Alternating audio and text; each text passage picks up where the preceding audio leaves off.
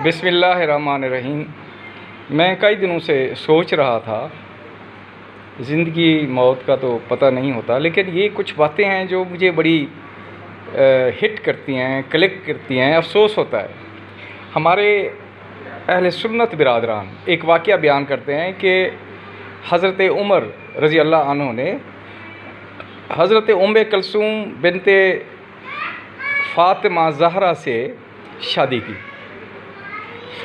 अब जो एज का डिफरेंस है, हज़रत उमर की जो एज है वो कि लगभग 60-70 के करीब है, 60-70 साल।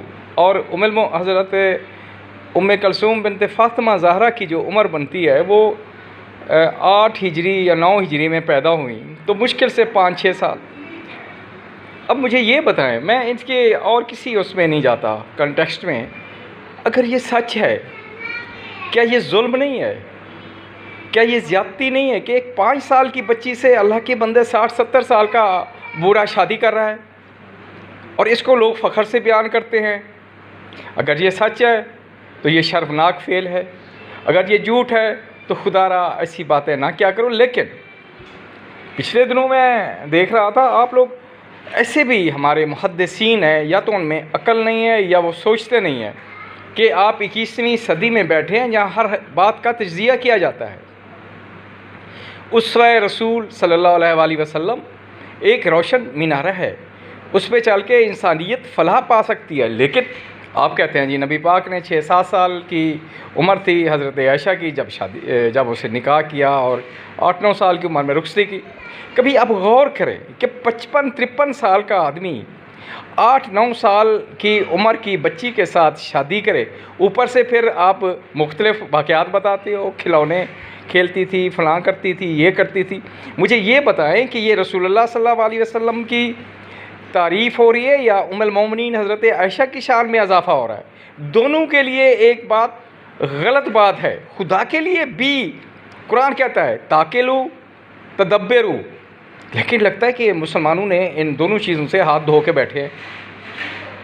अल्लाह जन्नत नसीब करे।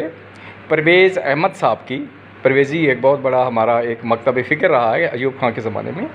उसकी बाकी बातें तो एक तरफ, लेकिन उसकी ये बात मुझे बड़ी अच्छी लगी। उसने रिसर्च की और उसने ये कहा कि उम्मुल मोमिनीन हज़रत आयशा की उम्र मिनिमम 19 साल और इससे ज़्यादा 26-27 साल तक भी हो सकती है। ये उसकी तहकीक थी।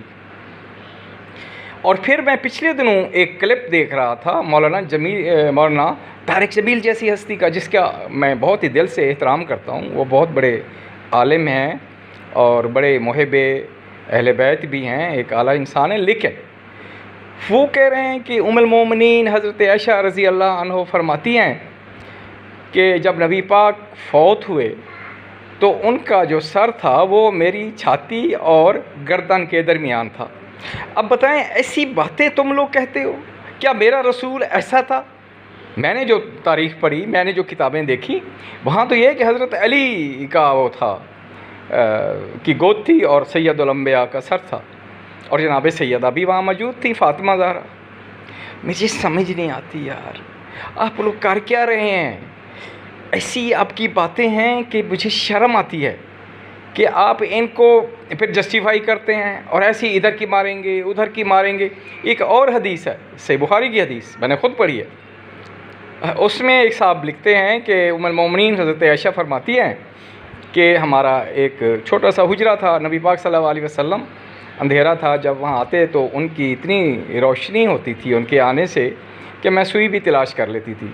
लेकिन वहीं एक और बात आगे लिख दी, वहाँ लिखती हैं कि वो इतना तंग था कि नबी पाक जब नमाज़ पढ़ते थे तो जब सजदा करते थे तो मैं अपनी टांगें सुघेड़ लेती थी,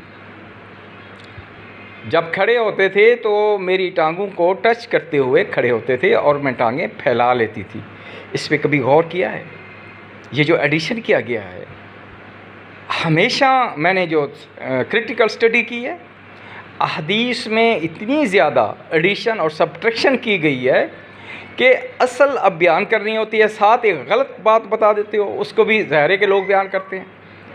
ये मुहद्दिसीन को रिव्यू करना पड़ेगा।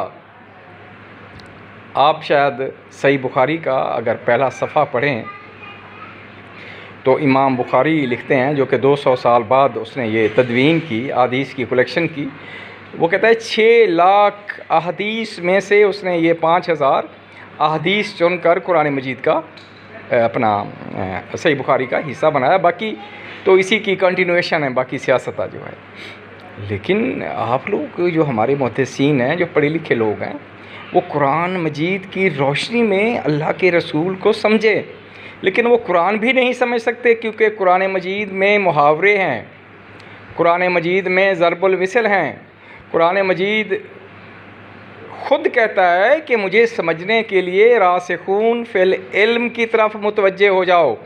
लेकिन यहाँ भी मौलाना अशरफ अली थानवी जैसी शख्सियत वो लिखती है हाशिया में, आप लोग पढ़ लें उठा के उनकी तफसीर, कि रोज़े हशर दोज़ख कहेगी हल मिन मज़ीद।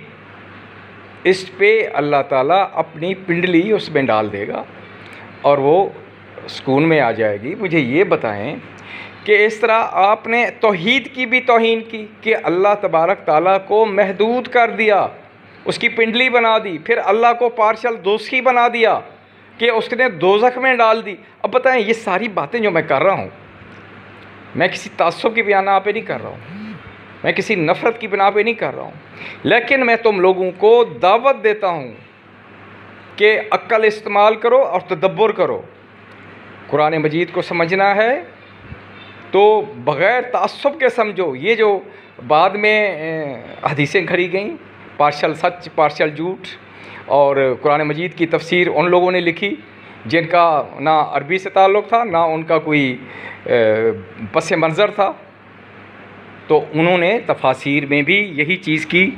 अगर खलूस से की तो जहालत हुई, अगर सच कहा तो मैं समझता हूँ कि बहुत ही गलत हुआ है। इसकी इस्लाह बहुत ज़रूरी है। अस्सलाम।